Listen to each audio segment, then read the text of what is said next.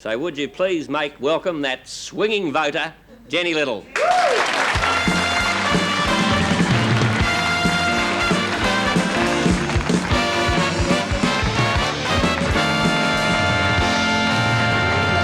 Fantastic. I'm so excited being on the Bob Hawke show. Darling, imagine after he's Prime Minister, I can write all those sort of things in the Women's Weekly saying I was on with Bob Hawke.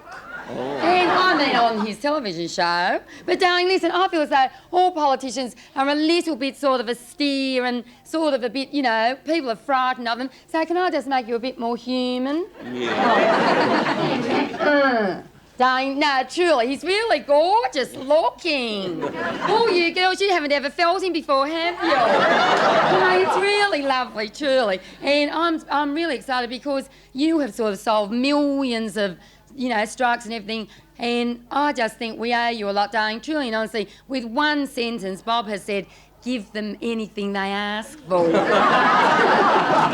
Jeannie, I'd always had the impression you'd been in show business all your life, but I was surprised to learn that you actually worked in the public service at one stage. Oh, darling, I was once a teenage fat cat. Really? I honestly was in the public service. Darling, you see, I was once a private secretary to an advertising gentleman and everything like that. So, darling, he used to sort of get very sloshed all the time and roar at me a lot. Anyway, darling, he drank so much that the firm literally went into liquidation. So, darling, finally I sort of was in a terrible state of nervous tension and everything, and my best girlfriend at the time said, oh, Jeanne, you should join the public service because it's like going to a convalescent hospital. Darling, I had the most wonderful time. I learnt to drink lots of cups of tea, and I've truly had a lovely time, darling. Actually, I had a wonderful time. But listen, tell me, did you leave voluntarily or were you asked to... What a nasty thing to say!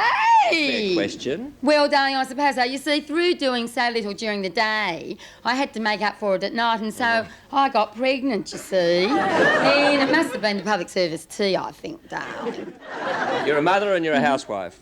Is there any advice you'd like to give as to the way the country ought to be run? Oh, darling, I've been waiting for you to get to it. Darling, everything's so obvious. First of all, inflation. I know the time's going...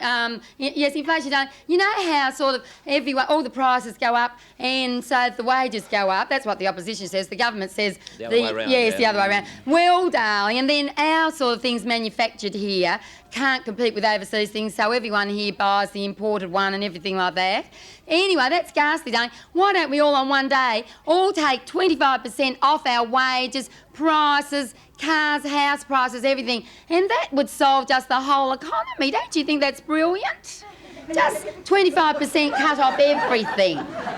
You prepared to start with yourself? I promise I will. I think it would just be wonderful. Darling, defence. Now, buying all those planes just for a few people around the edge of Australia and everything is mad. There's nothing to defend. There's just desert. So if they saved all that money, they could just fly us all down in the event of some war or something, down to Tassie, and we'd stay there. When they've bombed it all, we'd all just come back and, you know, have a marvellous time.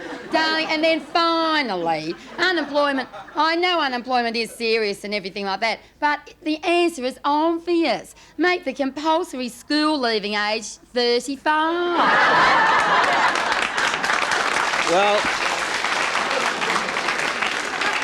she's unique. She's unique. Jenny, thank you for being here. It's been a pleasure meeting you. Sweetheart. See you again. I've had a good time. Wait a minute. Oh, here's a little gift for you, darling. For those all-night sittings in Parliament. I hope I said sittings comfortable properly. pyjamas. And this is a marvellous cushion because I know it must get pretty hot in there.